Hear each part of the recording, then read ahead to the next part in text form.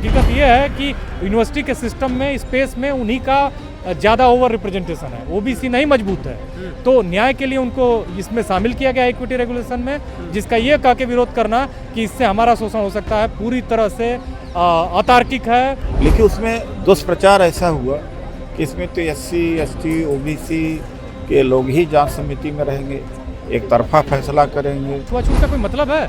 हर व्यक्ति है, इंसान है।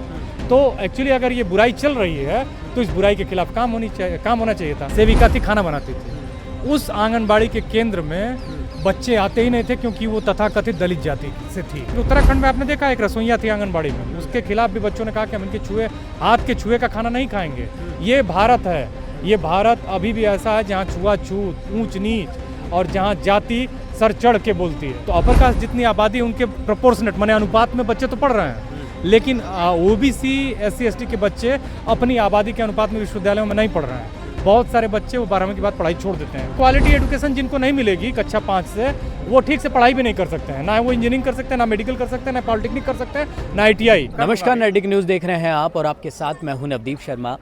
UGC का मुद्दा थमने का नाम नहीं ले रहा है। जो UGC के नियम को लागू कराने की मांग है एक बार फिर से उठी है। आज हम मौजूद हैं जंतर मंतर पर, जहां पर इसके समर्थन में तमाम यहाँ पर लोग यहाँ पर पहुँचे और नेता भी यहाँ पर पहुँचे। उदित राज खुद यहाँ पर मौजूद थे और बात कर लेते हैं। इसी पर बात करने के लिए यहाँ पर हमारे साथ एक शख्स और मौजूद है। सर, आपका शुभ नाम? मैं डॉक्टर संदीप यादव हूँ, दिल्ली यूनिवर्सिटी में प्रोफेसर हूँ। जी सर, क्या कहेंगे? ये जो मुद्दा है बार बार उठता है, सुप्रीम कोर्ट ने भी इस पर रोक लगाई, लेकिन कहीं ना कहीं जो लोग हैं इसको दबने नहीं दे रहे या इसको अब लागू करना ज़रूरी हुआ है। देखिए, दबने का मसला नहीं है, ये किसी को दबाने का मसला नहीं है, ना किसी से दबने का मसला है।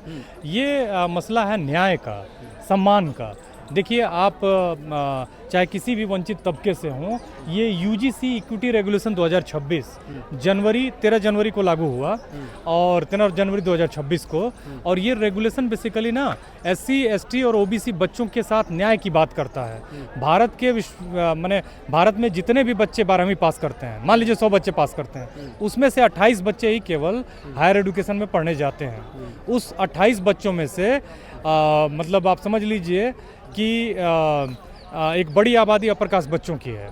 जो आंकड़ा है ना इस देश में, करीब करीब वही 5 करोड़ बच्चे पढ़ रहे हैं हायर एजुकेशन में, 6 करोड़। तो उसमें जो बेसिकली 1 करोड़ 61 लाख के आसपास OBC हैं, 61 लाख दलित हैं और 28 लाख आदिवासी हैं और बाकी अपर कास्ट हैं। तो अपर कास्ट जितनी आबादी उनके प्रोपोर्शनेट माने अनुपात में बच्चे तो पढ़ रहे हैं, लेकिन OBC, SC, ST के बच्चे अपनी आबादी के अनुपात में विश्वविद्यालयों में नहीं पढ़ रहे हैं। बहुत सारे बच्चे वो 12वीं के बाद पढ़ाई छोड़ देते हैं। कारण है घर में आर्थिक स्थिति का सही नहीं होना। तो ऐसी स्थिति में बच्चे कमाने चले जाते हैं, बच्चे छोटे मोटे काम करते हैं, बच्चे वो मजबूरी है उनकी। अच्छा, उनको क्वालिटी एजुकेशन जिनको नहीं मिलेगी कक्षा 5 से, वो ठीक से पढ़ाई भी नहीं कर सकते हैं। ना वो इंजीनियरिंग कर सकते हैं, ना मेडिकल कर सकते हैं, ना पॉलिटेक्निक कर सकते हैं, ना ITI। उनकी एजुकेशन साइंस और मैथमेटिक्स की अच्छी होनी चाहिए, तो वो नहीं हो पाती है क्योंकि उनके यहाँ वंचना है। देखिए, मेरिट 3 चीज़ों से तय होती है, एम्बियंस से, अपॉर्चुनिटी से और इंटेलिजेंस से। अगर आपको 6 साल तक प्रोटीन जितना चाहिए उतना मिलेगा तो आप इंटेलिजेंट होगे, लेकिन ज़्यादातर SC, ST, OBC के बच्चों को, SC, ST को तो और भी नहीं मिलता है। उसके लिए तो गवर्नमेंट तमाम प्रोग्राम चला रही है। आप बात करें आंगनबाड़ी की, जिसमें शायद भेदभाव तो नहीं किया जाता है। जन्म बच्चे तक, जच्चा बच्चा का एक बड़ा वहाँ पर आपको जो उनका पालन पोषण वहाँ पर दिखता है और सारी तमाम चीज़ें दिखती हैं। आप तो मीडिया से हैं दोस्त जी, आपने पढ़ा नहीं कि अभी उड़ीसा की एक आंगनबाड़ी की कार्यकर्ता थी जो कि बहुत ही प्यारी सी बच्ची थी, जो आंगनबाड़ी में सेविका थी, खाना बनाती थी।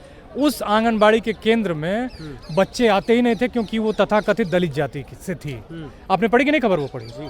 तो आप ये समझिए कि भारत में छुआछूत इतना गहरा, मेरे हाथ में और आपके हाथ में क्या अंतर है? मैं OBC हूँ, आप मान लीजिए अपर कास्ट हैं, तो आप अपर कास्ट हैं तो क्या आपका हाथ क्या हमेशा धुला हुआ है? आप जो काम करोगे उससे गंदा होगा। आपको हाइजीन मेंटेन करनी है।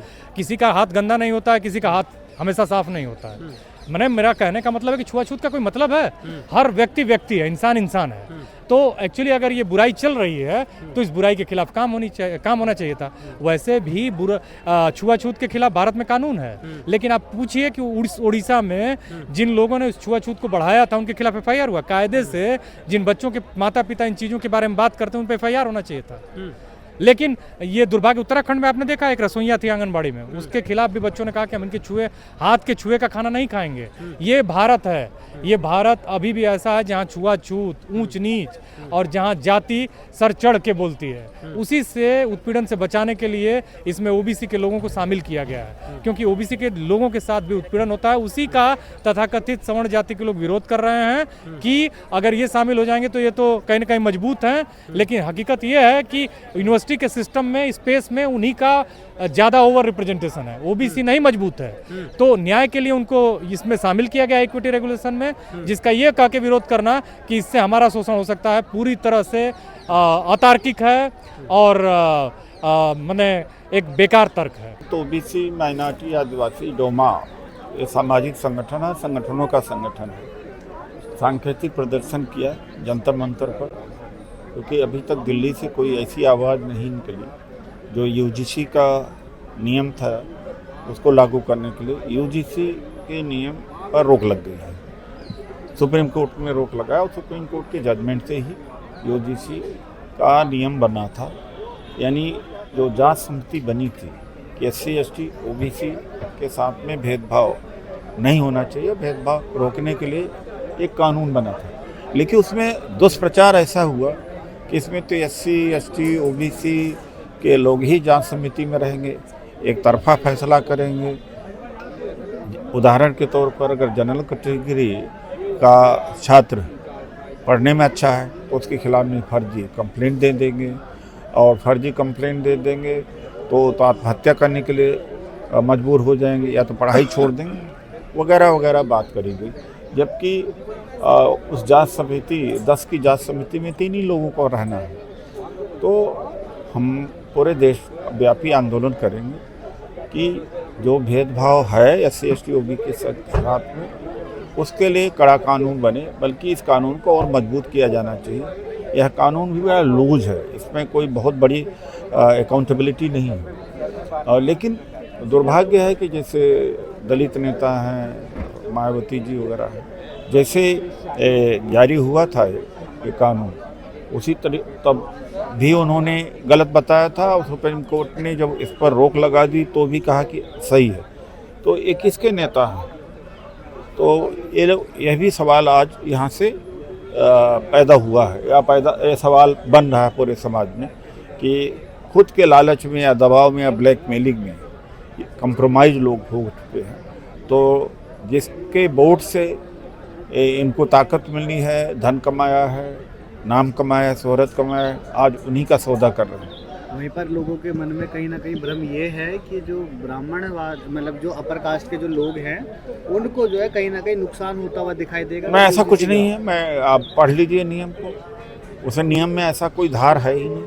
उनका एक ही चीज़ है कि जांच समिति है, जांच समिति करके रिपोर्ट देगी। जांच समिति में 3 ही लोग हैं, बाकी तो वही लोग हैं, तो कैसे हो जाएगा?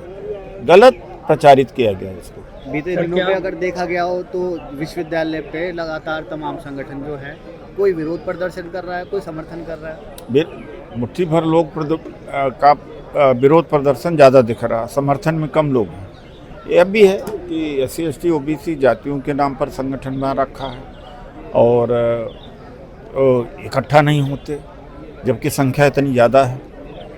सर, बीजेपी ये जो एससी, एसटी और ओबीसी को लुभाने के लिए नियम लाई थी, उसके बाद क्या बीजेपी अब भिड़ती हुई नजर आ रही है? नहीं, बीजेपी नहीं लाई थी। सुप्रीम कोर्ट में जो मुकदमा लड़ा जा रहा था इंदिरा जयसिंह के द्वारा, तो उसमें पार्टी बनाई गई यूजीसी का, और 2012 का जो इक्विटी कमेटी है, जांच कमेटी है, उसके आधार पर तो फिर यूजीसी को पार्टी जब बनाया तो उसमें यूजीसी से कहा कि आप एक व्यवस्था या कानून बना के लाइए, उसकी वजह से हुआ था। तो जैसा कि आपने सुना, लोगों का साफ तौर पर कहना है कि ये जो चीज़ें हैं, और या यूजीसी है या तमाम ऐसे एक्ट हैं जिसमें जो ऐसी शोषण हो रहा है, अगर वो उससे बचाव करते हैं तो इसमें हर्ज क्या है? ऐसे आने चाहिए। अगर आपकी चोर की दाढ़ी में तिनका नहीं है तो उसमें हर्ज क्या है कि वो चेक करवा ली जाए? तो यही बड़े मामले हैं जो अभी तक तूल पकड़ते जा रहे हैं और जो अभी तक शांत होने का नाम नहीं ले रहे हैं। आपकी क्या इस पर राय हमें कमेंट करके ज़रूर बताएं। कैमरामैन सुमित के साथ नवदीप शर्मा की रिपोर्ट, दिल्ली। आप देख रहे हैं नेट्रिक न्यूज, साहस सच कहने का।